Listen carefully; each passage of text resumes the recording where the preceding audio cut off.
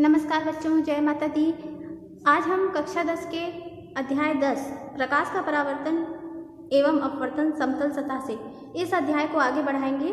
समतल सतह से अर्थात कोई प्लेन सरफेस है और अगर उस पर कोई किरण आकर पड़ती है तो उसको हम क्या कहते हैं? अपवर्तित किरण कहते हैं। और उस सतह से जिस बिंदु से वह टकराती है उसको हम आपतन बिंदु कहते हैं। इस आपतन बिंदु से टकराकर वह किरण पुनः जिस माध्यम से आई थी उसी माध्यम में लौट जाती है तो उसको हम क्या कहते हैं? परावर्तित किरण कहते हैं। ठीक, अब जो हमारा आपतन बिंदु होता है उस पर अगर हम एक सीधी रेखा खींचते हैं तो उसको हम क्या कहेंगे? अभिलंब कहेंगे। इतना हम लोग पूर्व में पढ़ चुके हैं। इसके अतिरिक्त हम परावर्तन के 2 नियम भी पढ़ चुके हैं। ठीक है, तो यहाँ पर जो हमारा दर्पण है जिस पर हम आपतित किरण, परावर्तित किरण और अभिलंब का अध्ययन कर रहे थे, अगर इस दर्पण को हम थोड़ा सा घुमा देते हैं, ठीक है, मतलब दर्पण को घुमाने की स्थिति में या समतल सतह को घुमाने की स्थिति में जो हमारी परावर्तित किरण है उसकी स्थिति में क्या परिवर्तन होता है, इसका अध्ययन अभी हम लोग करेंगे। ठीक है, तो आपतन बिंदु का नाम हमारा क्या है? O, और यहाँ पर R आपतित किरण गिर रही है तो OR क्या है? हमारी आपतित किरण। ठीक है, इसी आपतन बिंदु से परावर्तन के पश्चात वह S बिंदु की ओर जा रही है तो OS क्या है? हमारी परावर्तित किरण। सॉरी, यहाँ आपतित लिखा गया है ना? कौन सी किरण है? परावर्तित किरण। ठीक है, और नहीं परावर्तित किरण। ठीक, अब इस दर्पण को हम घुमाते, हम लोग क्या अध्ययन करने वाले हैं कि अगर उस समतल सतह को या दर्पण को थोड़ा सा घुमा दिया जाए तो कुछ थीटांश हम लोग घुमा देते हैं। उससे पूर्व देख लेते हैं कि आपतन कोण और परावर्तन कोण का मान कितना है। ठीक है, हम लोग जानते हैं कि यहाँ जो हमारा अभिलंब है इसको नाम दे देते हैं ON। ON क्या है? हमारा अभिलंब है। ठीक है, यहाँ ONR ये जो बीच का एरिया है वो कौन सी किरण के मध्य का है? अपवर्तित किरण और अभिलंब के बीच का है, तो इसको हम कहते हैं आपतन कोण। ठीक, और उसी तरीके से जो NOS के बीच का एरिया है इसको क्या बोलते हैं हम लोग? परावर्तन कोण।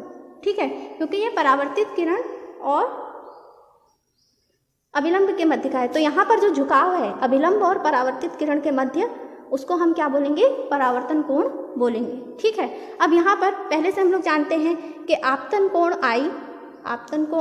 I और परावर्तन कोण R, इन दोनों का मान सदैव कैसा होता है? बराबर होता है। तो जो हमारा आपतन कोण है इसका मान कितना है? आइए हम लोग नाप कर देख लेते हैं। ठीक है, ये हमारा प्रकार है ना, और इस प्रकार को हम यहाँ पर प्रकार होते हैं, चांदा है ना, चांदा को रखते हैं और आप देखेंगे कि हमारे आपतन कोण का मान कितना प्राप्त हो रहा है। ठीक, 52। कितना अंश प्राप्त हो रहा है? 52 अंश। तो अगर आपतन कोण का मान हमने यहाँ पर कितना ज्ञात किया है? 52 अंश ज्ञात किया है, तो परावर्तन कोण का मान भी कितना होगा? 52 अंश। तो आपतन कोण I बराबर I इक्वल 52 अंश, और तो R भी कितना होगा? R इक्वल 52 अंश। ये हमारे आपतन कोण और परावर्तन कोण का मान है। अब ये जो हमारी समतल सतह है A और B या कोई समतल दर्पण, इसकी स्थिति में अगर हम लोग कुछ थीटा अंश का परिवर्तन कर देते हैं, कितने अंश का? थीटा अंश का। अब इस थीटा अंश का कुछ मान ले लेते हैं ताकि हमको गणना करने में क्या हो? सरलता हो। तो कितना लेंगे? 35 अंश। 35 अंश की स्थिति का परिवर्तन हम इस दर्पण में करते हैं। ठीक, तो मान लो यहाँ से ये 35 अंश की स्थिति में परिवर्तन करने पर, ठीक, पहले से नाप के रखा है 35 अंश की स्थिति में परिवर्तन हमने यहाँ पर किया है तो हमें एक नया सरफेस प्राप्त हुआ है जो क्या है? हमारा A' और B'। ठीक, पहले हमारा सरफेस क्या था? A और B, और अब नया सरफेस क्या है? A' और B'। ठीक, तो आपतित किरण तो हमारी वही है R और O, लेकिन परावर्तित किरण की स्थिति में कुछ परिवर्तन हो जाएगा। और ऐसा क्यों होगा? क्योंकि अभिलंब की स्थिति में पहले परिवर्तन होता है। ठीक है। तो नया अभिलंब जो हमको प्राप्त हो रहा है वो अभिलंब और आपतित किरण के मध्य में प्राप्त हुआ, ठीक, जिसके कारण यह अभिलंब और आपतित किरण के मध्य में हमको दो कोण प्राप्त हुए। अब यही क्या कहते हैं, क्या है हमारा आपतन कोण I और ये हमारा परावर्तन कोण R। तो आइए देखते हैं कि इस नए अभिलंब को भी नाम दे देते हैं N-O, ठीक है। हमारे नए अभिलंब का क्या नाम है, O-N-, ये हमारा नया अभिलंब है। नए अभिलंब से आपतन कोण की स्थिति क्या है, ठीक। नए अभिलंब से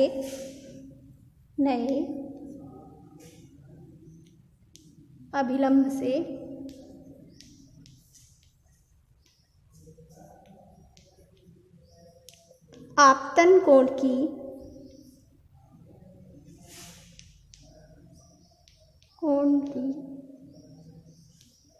स्थिति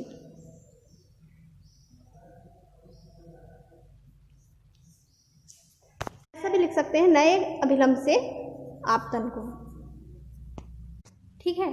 तो यहाँ पर हमारी परावर्तित किरण की स्थिति में कितना परिवर्तन हुआ है इसको ज्ञात करने के लिए पहले हमारी परावर्तित किरण क्या थी, NOS, ये हमारी पहले की परावर्तित किरण थी। और नई परावर्तित किरण हमें क्या प्राप्त हुई है, N-OS। ये पहला परावर्तन कोण था हमारा NOS और नया परावर्तन कोण हमारा क्या है N-OS। तो इनके मध्य में जो अंतर है उसको ज्ञात करने के लिए आप इस सूत्र का प्रयोग कर सकते हैं कि पूर्व का परावर्तन कोण प्लस जितने अंश पे सरफेस को घुमाया है माइनस नया परावर्तन कोण, ठीक। इसमें आप मान रख दीजिए, पूर्व परावर्तन कोण का हमारा मान कितना था 52 अंश, ठीक, कितना था 52 अंश। और हमने अपने दर्पण को कितने अंश घुमाया था, थीटा का मान कितना था 35 अंश, ठीक। और उसके बाद में जो हमारा अपवर्तन कोण और परावर्तन कोण का मान था, आपतन कोण और परावर्तन कोण का मान, आपतन कोण का मान कितना निकला था 17 अंश, ठीक। तो 52 और 35 कितना हो गया 87, 87 में से 17 गए तो कितना है 70 अंश, ठीक। तो हमारे नए परावर्तन कोण और पूर्व परावर्तन कोण, ठीक है, नए परावर्तन कोण और पूर्व परावर्तन कोण में कितना परिवर्तन हुआ है 70 अंश का परिवर्तन हुआ है। अब इसको अगर हम देखें तो थीटा के मान से, थीटा हमारा कितना था 35 अंश, यह कितना है दुगना है, थीटा को दुगना करने पर हमको कितना प्राप्त हो रहा है 70 अंश प्राप्त हो रहा है।